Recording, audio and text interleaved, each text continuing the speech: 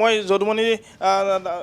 দ্বাৰা আছে মই আপোনাৰ ওচৰলৈ আহিছোঁ যে গোটেই লিগেল যিটো প্ৰচেছ আছে বা যি ধৰণে আগবাঢ়িব লাগিব যেতিয়া এগৰাকী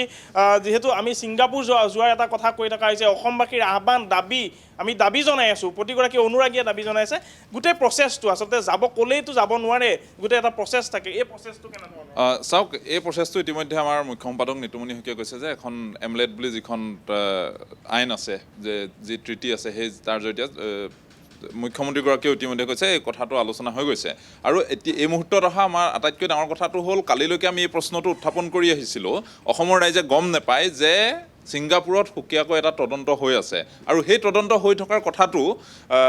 অসম চৰকাৰে গম নাপায় নে নাপায় সন্দেহ আছে কাৰণ তাত যিহেতু তদন্তটো হৈ আছে সেই সময়ত তেওঁলোকক SITয়ে ইয়াত জেৰাৰ বাবে মাতি আছে এইটো কেনেধৰণৰ মানে সামঞ্জস্যহীন ইটোৰ লগত ইটো সংগতি নথকা এটা কথা গতিকে মুখ্যমন্ত্ৰী অসম চৰকাৰে বা SITয়ে কেনেধৰণে তদন্তটো আগবঢ়াই নিছে সেইটোক লৈ কিন্তু সন্দিহান আহি আছে আমি কালিও এই কথাটো কৈছোঁ আজিও কৈছোঁ যে কোনো এটা গোচৰত এনেধৰণৰ মৃত্যুৰ ঘটনাত তদন্ত কৰিবলৈ হ'লে আদালতত যিহেতু দোষী সাব্যস্ত কৰিব লাগিব আমাৰ আদালতে ভাৰতৰ আদালতে তাত সেই প্ৰমাণখিনি লাগিব ভাৰতত মৃত্যুৰ ঘটনা এটাৰ তদন্ত কেনেদৰে হয় আৰক্ষী যাব লাগিব আপুনি ইয়াত দেখিছে যিমানখিনি লোমহৰ্ষক ঘটনা আপুনি নিজে ৰিপৰ্টিং কৰি আছে দেখে তাত গৈ ঘটনা হোৱাৰ লগে লগে সমগ্ৰ এৰিয়াটো চিল কৰি দিয়ে সেই চিল তাত গৈ এতিয়া অসম আৰক্ষীয়েতো কৰিবগৈ নোৱাৰিলে বা 20 দিন হৈ গ'ল সেই তথ্য প্ৰমাণ নাইকিয়া হৈ গ'ল গতিকে ছিংগাপুৰ আৰক্ষীয়ে কৰিবই লাগিব সেইটো আৰু সেইটো কৰি আছে বুলি এই মুহূৰ্তত আমি গম পাইছোঁ কিন্তু সেই কথাখিনিকে ইমান দিনে SITয়ে ক'ব পৰা নাছিলে বা মুখ্যমন্ত্ৰীগৰাকীয়ে ক'ব পৰা নাছিলে যে তাত উপযুক্ত ধৰণে তদন্ত হৈ আছে আজি এই যুৱতীগৰাকীৰ পিতৃয়ে কোৱাৰ পিছতহে প্ৰতিদিন টাইমৰ জৰিয়তে অসমবাসীয়ে গম পাইছে গতিকে সেই ৰিপৰ্টটো এতিয়া SITয়ে অনাৰ ব্যৱস্থা কৰিবনে কাৰণ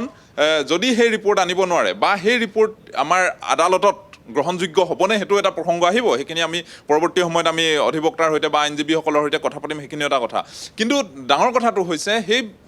অসম আৰক্ষীয়ে কেনেধৰণে সেই বস্তুখিনি আগবঢ়াই নিয়ে চাওক আপুনি যদি চায় আমাৰ অসমত যিমানখিনি হত্যাকাণ্ড হৈ গৈছে পৰাগ দাসৰ কথা কওক কৰবী দুবৰীৰ কথা কওক বা আন যিবোৰ গোচৰ তেনেধৰণৰ অনিল মজুমদাৰৰ হত্যাকাণ্ড হওক সেই গোটেই ঘটনাবোৰত সাক্ষী থাকে মানুহে দেখে তাৰপিছতো কিন্তু দোষী সাব্যস্ত কৰিব নোৱাৰে কাকো ভাৰতীয় আইন ব্যৱস্থাটো এনেকুৱা ধৰণৰ আপুনি চাওক সিদিনা 3 কোটি টকা উদ্ধাৰ হৈছিলে মহৎ তালুকদাৰ নামৰ এজন বন বিষয়াৰ ঘৰত এজন গজেন কোচ নামৰ এজন মণ্ডলে হাতে 50,000 টকা উৎকোচ লৈ গ্ৰেপ্তাৰ হৈছিলে হাতে লোটে ধৰিছিলেগৈ আৰক্ষীয়ে তাৰপিছতো তেওঁলোকক দোষমুক্ত হিচাপে ভাৰতীয় আইন ব্যৱস্থাই দোষমুক্ত বুলি ঘোষণা কৰি দিলে কাৰণটো কি তাত সৰু সৰু কিছুমান সুৰুঙা থাকি যায় সদায় সেই গজেন কোচক দোষমুক্ত কৰিছিলে কিয় তেওঁ যে পইচা ডিমাণ্ড দিছিলে সেই ৰেকৰ্ডটো আৰক্ষীৰ হাতত নাছিলে চাওক হাতে লোটে টকাৰ সৈতে উৎকোচ লোৱা এজন মানুহক গ্ৰেপ্তাৰ কৰাৰ পিছতো আৰক্ষীয়ে দোষী সাব্যস্ত কৰিব পৰা নাই কাকো আৰু সেই ক্ষেত্ৰত একো তথ্য নোহোৱাকৈ সেই ঘটনাস্থলীলৈ নোযোৱাকৈ SITয়ে ইয়াত তদন্ত কৰি আছে আৰু আমি ভাবি আছোঁ যে ন্যায় দিব মুখ্যমন্ত্ৰীগৰাকীয়ে কৈ আছে আমি ন্যায় দিম এইদৰে সম্ভৱ জানো